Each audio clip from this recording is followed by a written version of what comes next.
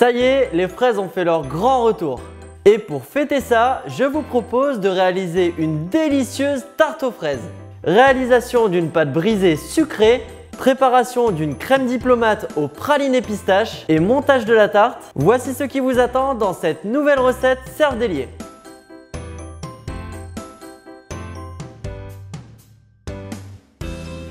Pour la pâte brisée sucrée, vous aurez besoin de 250 g de farine T55, 30 g de sucre, une pincée de sel, 125 g de beurre, un jaune d'œuf et 50 g d'eau. Dans un cul de poule, versez l'eau, le sel, le sucre, le jaune d'œuf et la farine. Mélangez à la maryse pour commencer, puis passez au mélange à la main. Ajoutez le beurre et continuez à mélanger à la main. Utilisez la paume de la main pour que la farine ne travaille pas trop et gardez ainsi une pâte bien aérée. Donnez un petit coup de rouleau, puis filmez votre pâte et laissez-la reposer 20 minutes au frigo. Récupérez votre pâte, puis étalez-la au rouleau. Piquez-la avec un pique-vite ou une fourchette. Pour ma tarte aux fraises, j'utilise un moule en téflon car il est anti-adhésif et il est résistant aux rayures. Placez la pâte dans votre moule, puis passez au fonçage. Pour foncer votre tarte, il suffit de mettre la pâte au fond du moule et de rabattre la pâte sur les côtés. Avec un couteau bien aiguisé, retirez le surplus de pâte, puis c'est parti pour la cuisson, 20 minutes à 170 degrés.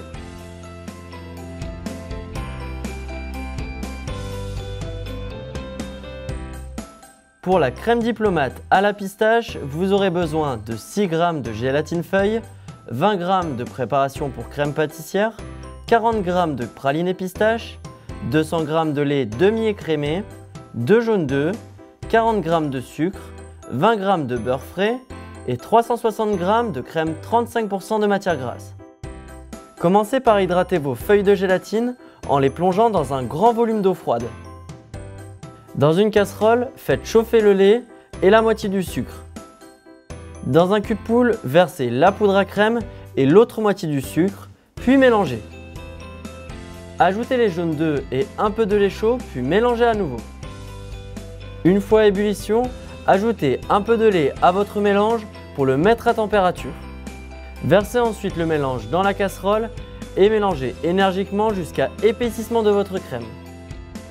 Ajoutez le beurre et le praliné pistache, puis mélangez. Filmez votre crème au contact et laissez-la reposer une demi-heure au frigo. Une fois votre crème froide, montez les 360 g de crème au batteur. Récupérez votre gélatine, essorez-la, puis faites-la fondre quelques secondes au micro-ondes. Reprenez votre crème, lissez-la avec quelques coups de fouet et ajoutez votre gélatine.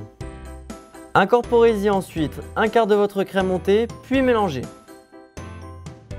Versez le mélange dans le reste de votre crème, puis mélangez au fouet. Filmez votre crème au contact et laissez-la reposer 10 minutes au frigo.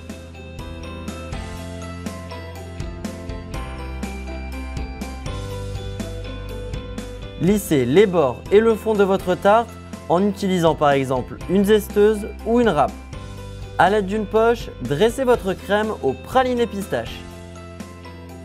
Parsemez votre crème de pistache hachée torréfiée.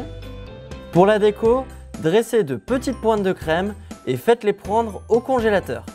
Choisissez de belles fraises, équeutez-les puis coupez-les en deux.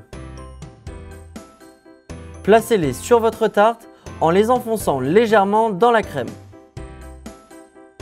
Passez votre pot de nappage fruits rouges 1 minute au micro-ondes, puis nappez vos fraises au pinceau. Cela les fera briller et les protégera.